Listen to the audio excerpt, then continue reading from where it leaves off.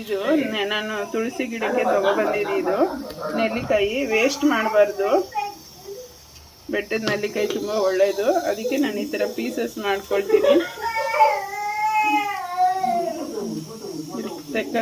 ನೆಲ್ಲಿಕಾಯಿ ಈ ಥರ ಕಟ್ ಮಾಡ್ಕೊಂಡಿದ್ದೀನಿ. ಸಣ್ಣ ಸಣ್ಣಕ್ಕೆ ತುರ್ಕೋಬೋದು, ಬೇಕಾದರೆ ನಾನು ಕಟ್ ಮಾಡಿದ್ದೀನಿ. ಇದನ್ನು ಒಂದು ಸ್ವಲ್ಪ ಬಿಸಿ ಮಾಡ್ಕೊಳ್ಳೋಣ. ಫಸ್ಟ್ ಅದು ಒದ್ದೆ ಆದರೆ ಸರಿ ಹೋಗಲ್ಲ.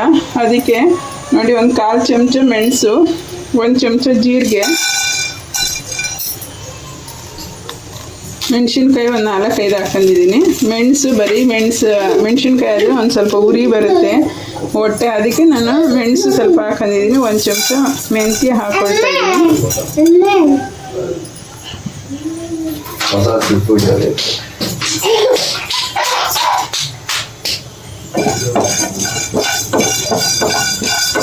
ಮೆಣಸಿನ್ಕಾಯಿ ಹಾಕೊಳ್ತೀನಿ. ನಾನು 7 ಮೆಣಸಿನ್ಕಾಯಿ ಹಾಕೊಂಡಿದ್ದೀನಿ ಅಷ್ಟಕ್ಕೆ. ಮತ್ತು ಜೀರಿಗೆ ಹಾಕ್ತಾ ಇದ್ದೀನಿ. ಇವಾಗ ಬೆಲ್ಲ ಮತ್ತು ಉಪ್ಪು ಇದನ್ನೇ ನಾವು ಬಿಸಿ ಮಾಡ್ಕೊಳ್ಳೋದು ಬೇಡ, ಹಾಕೊಳ್ಳೋಣ.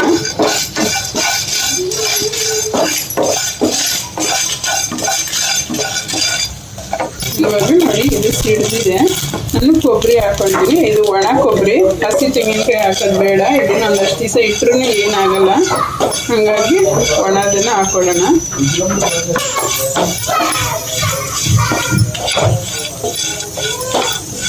ಒಂದು ಘಮ ಬರುತ್ತೆ ಕೊಬ್ಬರಿ ಸೀದಷ್ಟು, ಅಷ್ಟು ಘಮ ಬಂದರೆ ಸಾಕು. ಕಡಲೆಕಾಯಿ ಇದ್ದೀನಿ.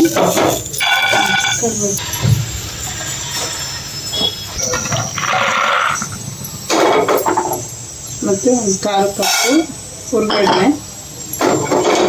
ಒಂದು ಸ್ವಲ್ಪ ಬಿಸಿ ಮಾಡಿದ್ರೆ ಸಾಕಿದೆಲ್ಲ.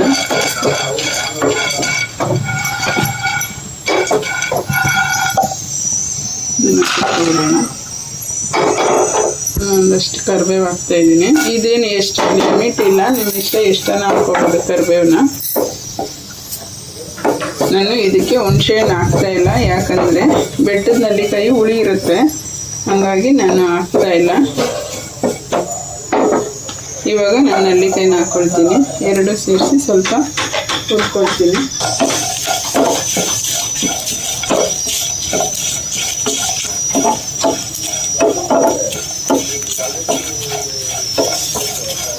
ಇದು ಕೂದಲಿಗೆಲ್ಲ ತುಂಬ ಒಳ್ಳೆಯದು. ಬೆಟ್ಟದ ನೆಲ್ಲಿಕಾಯಿನೂ ಅಷ್ಟೇ, ಕರಿಬೇವು ಅಷ್ಟೇ. ಕರಿಬೇವು ಇಷ್ಟೊಂದು ಏನು ಹಾಕ್ಲೇಬೇಕಂತ ಏನಿಲ್ಲ. ಜಾಸ್ತಿ ಬೇಕಾದರೂ ಹಾಕ್ಕೋಬೋದು, ಕಮ್ಮಿ ಬೇಕಾದರೂ ಹಾಕ್ಕೋಬೋದು. ಊಟದಲ್ಲಿ ಸಿಕ್ಕಿದ್ರೆ ಹಂಗೆ ತೆಗೆದು ಇಟ್ಬಿಡ್ತಾರೆ. ಈ ಥರ ಮಾಡಿ ಕೊಟ್ಟರೆ ಹೊಟ್ಟೆಗೆ ಹೋಗುತ್ತೆ. ಇದು ಈ ತಲೆ ಕೂದಲಿಗಾಗಿರ್ಬೋದು, ಹೆಣ್ಮಕ್ಳಿಗೆ ಪರ್ಸ್ನಲ್ಗಾಗಿರ್ಬೋದು ತುಂಬ ಒಳ್ಳೆಯದು. ಇವಾಗ ಒಂದು ಯಾವಾಗ ಇರುತ್ತೆ ನೆಲ್ಲಿಕಾಯಿ, ಈ ಟೈಮಲ್ಲಿ ಚಳಿಗಾಲದಲ್ಲಿ ಮಾಡಿದ್ರೆ ತುಂಬ ಒಳ್ಳೆಯದು. ನಾನು ಜಾರಿಗೆ ಹಾಕ್ಕೊಳ್ತಾ ಇದ್ದೀನಿ. ಯಾವುದೇ ಎಷ್ಟೆಷ್ಟು ಹಿಡಿಯುತ್ತದೆ ಅಷ್ಟು. ಫಸ್ಟು ಇದನ್ನೇ ಹಾಕಬೇಕು ಅಂತ ಏನಿಲ್ಲ. ಎಷ್ಟೆಷ್ಟು ಸಾಧ್ಯತೆ ಆಗುತ್ತೆ ಅಷ್ಟೆಷ್ಟು ಹಾಕ್ಕೊಳ್ಳೋಣ. ಎಲ್ಲವೂ ನುಣ್ಣಗೆ ಹಾಕಬೇಕು.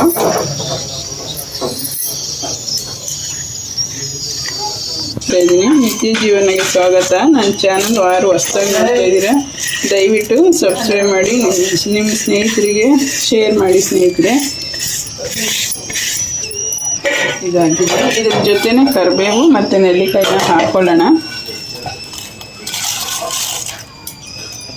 ಸಾರಿಗೆನೆ ರುಬ್ಬವಾಗನೇ ಪೌಡ್ರ್ ಮಾಡೋವಾಗ ಒಂದು ಸ್ವಲ್ಪ ಹಿಂಗೆ ಹಾಕ್ಕೊಳ್ತಾ ಇದ್ದೀನಿ. ಯಾಕಂದರೆ ಇದು ಕೊಬ್ಬರಿ ಎಣ್ಣೆ ಎಲ್ಲ ಪೌಡ್ರ್ ಆಗಿರೋದಿಲ್ಲ, ಒಂದು ಸ್ವಲ್ಪ ಗಟ್ಟಿ ಹಿಟ್ಟು ಥರ ಇರುತ್ತೆ. ಮಿಕ್ಸ್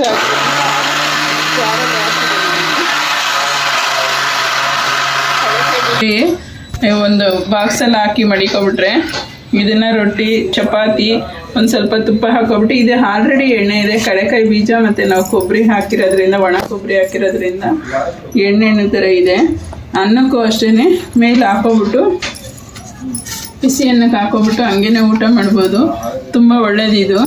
ಮಕ್ಕಳೆಲ್ಲ ಇವಾಗ ನಾವಾದ್ರೂ ಒಂಥರ ಈಗ ಹಲ್ಲಿನ ಇರೋದ್ರಿಂದ ಯಾರೂ ಹಂಗೆ ತಿನ್ನೋಕ್ಕಾಗಲ್ಲ. ನೆಲ್ಲಿಕಾಯಿನ ಈ ಥರ ಮಾಡಿಟ್ಕೊಂಡ್ರೆ ನಾವು ದೇಹಕ್ಕೆ ಸೇರಿಸೋ ಥರ ಒಳ್ಳೆ ಐಡಿಯಾ ಇದು. ಊಟಕ್ಕೆ ಹಾಕೋಬೋದು. ಚಪಾತಿ, ಇಡ್ಲಿ, ದೋಸೆ ಏನಕ್ಕೆ ಬೇಕಾದರೂ ಮಿಕ್ಸ್ ಮಾಡ್ಕೊಂಡು ಹಾಕೊಂಡು ಊಟ ಮಾಡ್ಬೋದು ಸ್ನೇಹಿತರೆ. ತುಂಬ ಒಳ್ಳೇದಿದು ನೆಲ್ಲಿಕಾಯಿ ಪೌಡರು, ನೆಲ್ಲಿಕಾಯಿ ಚಟ್ನಿ ಪುಡಿ. ಇದು ನಾನು ಮಾಡಿದ್ದೀನಿ.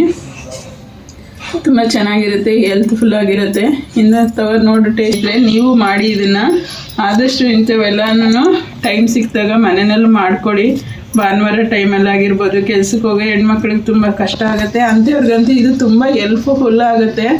ಏನೋ ಅರ್ಜೆಂಟಿಗೆ ಒಂದು ರೊಟ್ಟಿನೋ ಒಂದು ಚಪಾತಿನೋ ಮಾಡಿದ್ವಿ ಮತ್ತು ಪಲ್ಯಗಳೆಲ್ಲ ಮಾಡೋಕ್ಕಿಲ್ಲದೆ ಇದ್ದಾಗ ಇದನ್ನು ಹಾಕೊಂಡು ಒಂಚೂರು ತುಪ್ಪ ಹಾಕ್ಕೊಟ್ಬಿಟ್ರೆ ಮಕ್ಕಳು ತಿನ್ಕೊಳ್ತಾರೆ. ಮತ್ತು ನಾವು ತಿನ್ಬೋದು, ಮಕ್ಕಳು ಅಂತಲೇ ಏನಿಲ್ಲ, ನಾವು ಊಟ ಮಾಡ್ಕೋಬೋದು.